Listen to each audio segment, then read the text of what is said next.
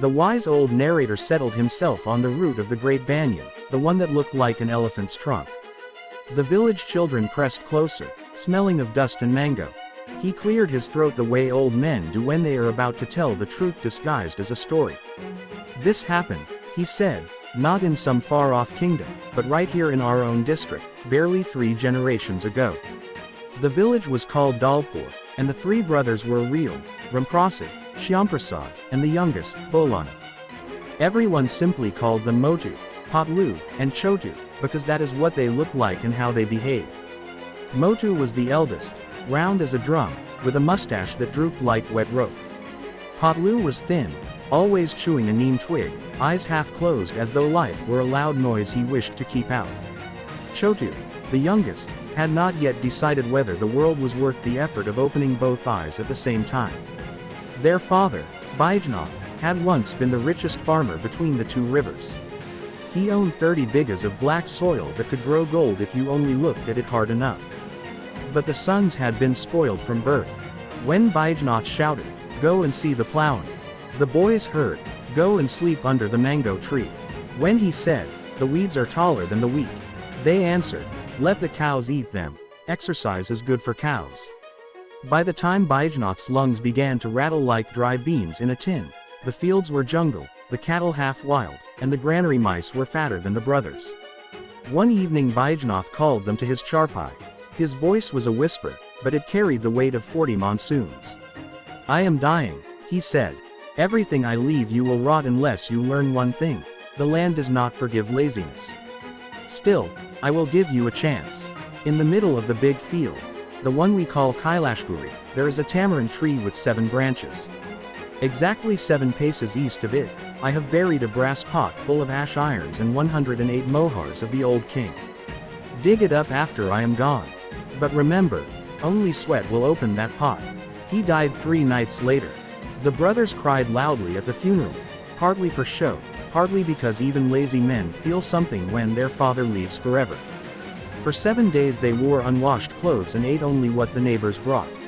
On the 8th day Motu scratched his belly and said, "The old man was always fond of tricks. Maybe there really is a pot." Patlu spat out the neem twig. "Digging is hard." Chhotu yawned. "We could hire laborers." "With what money?" Motu asked. "The last buffalo was sold to pay the priest." They sat in silence. Somewhere a peacock screamed. Finally Patlu said, "If we hire men and there is no treasure, we become the laughing stock. If there is treasure and we hire men, they will steal half. We have to dig ourselves." The idea was so ridiculous that they laughed until their ribs hurt. But the next morning, just as the sun was beginning to punish the earth, the 3 brothers, barely awake, stomachs empty, curses ready on their tongues, walked to Kailashpuri field carrying 1 pickaxe, 2 old shovels with broken handles, and the firm belief that they would be rich by noon. The tamarind tree stood crooked and ancient. 7 branches, just as their father had said.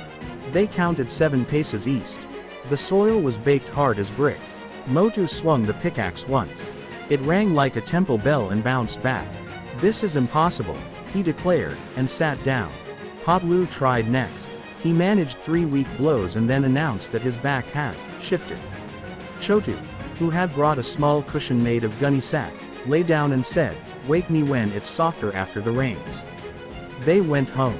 But that night none of them could sleep properly. The thought of the brass pot gnawed at them worse than hunger.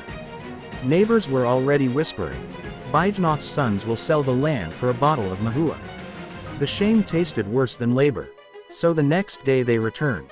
And the next. And the next. Days turned into weeks. The 3 brothers, who had never lifted anything heavier than a hookah, discovered muscles they did not know existed. Their palms blistered, then hardened. Their skin turned the color of burnt sienna. Villagers passing on the bund would stop and stare at the astonishing sight. Motu, Patlu, and Chhotu actually working. The hole grew, first a hand deep, then waist deep, then deep enough to stand in. Still no brass pot. The brothers began to argue. "You counted the paces wrong," Motu accused Patlu. "I counted 7, you fool. You were sleeping on the cushion." "I was supervising," Chhotu protested. "They dug north. Nothing. They dug south. Nothing. They dug in circles until the field looked like the moon's surface. One afternoon, when the hole was already chest high and the sun was a hammer, Motu threw down the pickaxe. "There is no treasure," he roared. "The old man tricked us into working like donkeys." Patlu sat on the edge of the pit, legs dangling. He always said the land does not forgive laziness. Maybe this was his way of punishing us after death. Chhotu, surprisingly, did not lie down.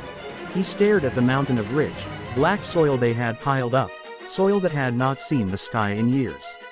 "Look," he said quietly. "Look how dark it is. Like the soil grandfather used to boast about." Motu and Patlu looked. The earth smelled alive, wet even in the drought, full of earthworms thicker than fingers.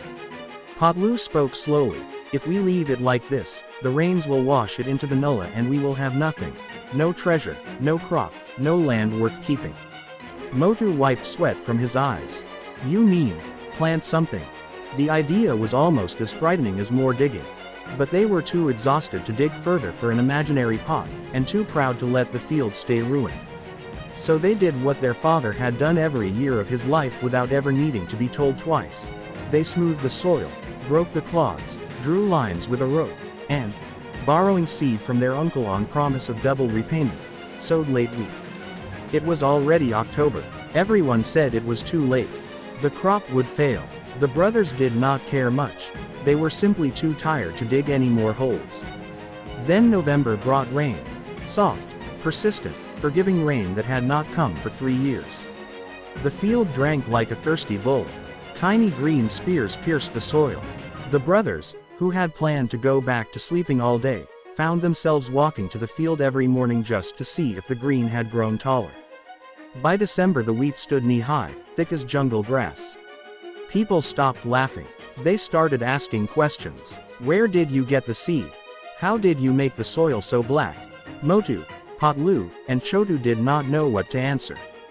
They only knew that for the first time in their lives they woke before the crows. January came cold. They carried straw and cow dung cakes to keep the young plants warm at night. February turned the wheat golden. In March the heads were so heavy they bowed like pious old women. Harvest day arrived. The same villagers who had mocked them now stood with folded hands, asking to be hired as laborers. The brothers paid them fairly and worked alongside them from dawn till the stars came out. When the grain was threshed and winnowed, the pile was taller than the tamarind tree. 142 sacks. Enough to fill the granary to the roof, enough to pay debts, buy 2 new plow bullocks, repair the well, and still have 30 sacks left to sell in the weekly market. That night the brothers sat on the porch, too tired even to eat. Fireflies drifted above the empty field like slow sparks. Motu spoke first, voice hoarse from singing harvest songs all day. "Father said there was a brass pot with 108 mohars." Patlu laughed until he coughed. "We never found the pot." Chhotu, the quiet one, lifted a handful of loose wheat grains and let them run through his fingers like gold dust. "We found something better," he said. Years later, when the brothers had become the most respected farmers in Dalpur, children would ask, "Where is the treasure your father buried?" And old Motu, now thin from honest work, would point to the endless green fields and say, "Right there, child. Every stalk, every grain. But it only opens for those who are willing to dig, even when they think they are digging for gold." The wise old narrator paused. The banyan leaves rustled as if the tree itself remembered. He looked at the circle of young faces glowing in the lamplight. "That is the whole truth of Ramprasad, Shyamprasad, and Baijnath," he said softly. They began as the laziest brothers in the world and ended as the richest, not because they found a pot of coins, but because they finally discovered the only treasure that multiplies when you work for it. A small girl tugged his sleeve. "Did they ever find the real brass pot?" The old man smiled, eyes distant. "Some say on the last day of digging, when they were smoothing the field for sowing, Chhotu's plowshare struck something hard. They dug once more. Just once, and there it was. A small brass pot, green with age. Inside were not mohars, but a folded palm leaf. On it, in their father's handwriting, were the words, "My sons, if you are reading this, you are no longer the boys I worried about." The treasure was never in the pot. It was in you, all the time. Now go plant something. They kept that palm leaf above the doorway of their house. And every harvest, before anyone touched a sickle, the three brothers, gray-haired, stooped, but still strong, would bow to the empty field and say together, "Thank you, Baba, we finally dug deep enough." The wise old narrator leaned back against the tree. And that, little ones, is the truest treasure of all. The children sat silent a long moment, feeling the warm night air and the weight of something ancient and good.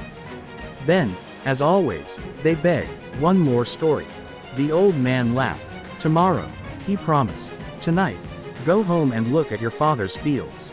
Who knows, maybe there is a tamarind tree waiting there too."